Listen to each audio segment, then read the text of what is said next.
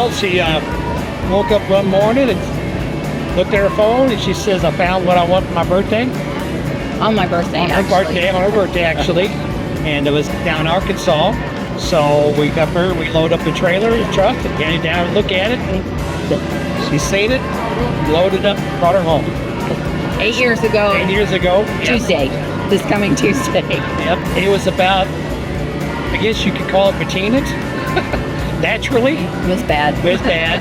All the windows were all separated. The doors were all rotted out. Steps. It didn't Everything. have everything. It didn't have no engine. Didn't have a transmission. No wiring. No floor. No floor. The seats were just. It was a shell.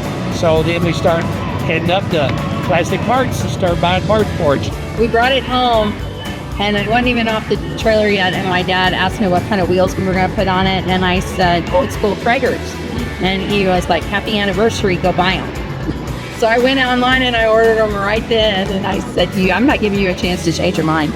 So that was the first expense, was the wheels and tires. And then, yes, we got to know everybody at Classic by First D. All the counter people, we know everybody because we were there so frequently. April was the first time it left our driveway. Left our driveway for a car show.